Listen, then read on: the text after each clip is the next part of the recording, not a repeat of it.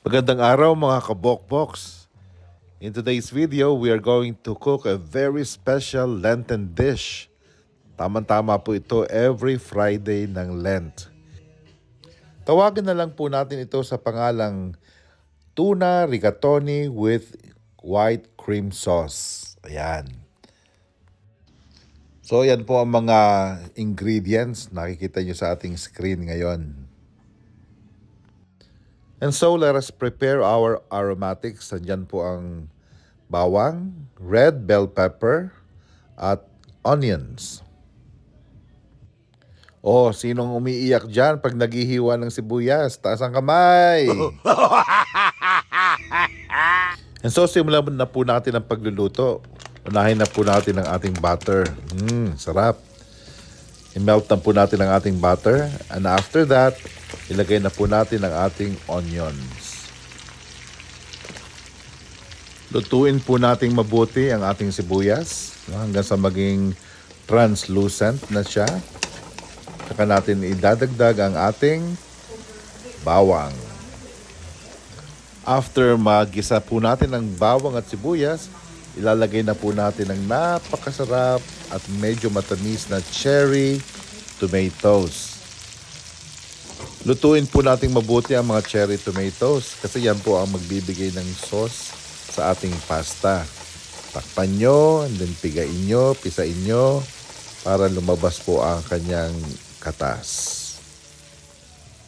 And then we will add the diced red bell pepper.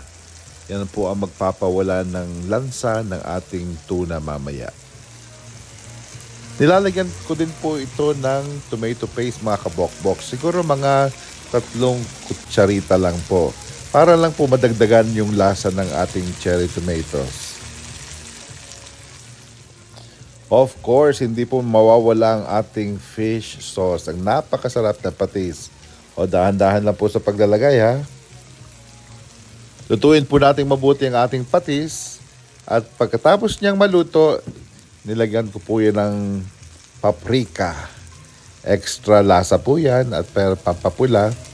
Then we'll add our century tuna. Sa dish na ito ay ako ay gumamit ng 4 cans of century tuna. Isama nyo na po ang oil. Tapos po ay lalagyan natin ng ground white pepper. Pwede rin po kayong gumamit ng black ground pepper if you wish. After that, lalagyan din po natin ng cayenne pepper. No, pampaanghang na kaunti para may kick. After that, ilalagay na po natin ang ating mushrooms. Napakasarap na mushroom. Fresh po yan. Lutuin po natin mabuti ang ating mushrooms. At pagkatapos maluto ng mushrooms, tsaka po natin ilagay ang ating heavy whipping cream. Yan po ang magpapasarap sa ating sauce ng ating pasta. After po nating mailagay ang ating heavy whipping cream, bring it to boil. At pag kumulo na po, ilalagay na po natin ang ating spinach leaves. Ayan, tawagin nyo na si Papay. Mix nyo lang po ang ating spinach. At after that, we will put our Romano cheese. Now, I like using Romano cheese instead na Parmesan cheese. Pero kung wala po kayong Romano, you can use any kind of cheese.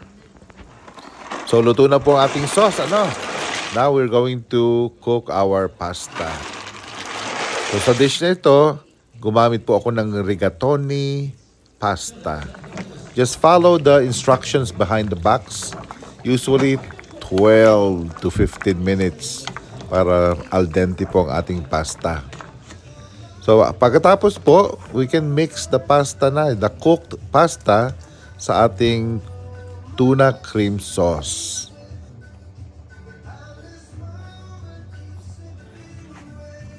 Ayan. Ihalo na po natin ang ating cooked rigatoni pasta sa ating napakasarap na tuna cream sauce. Ayan po. Tapos na po. Napakasimple lang po, di ba?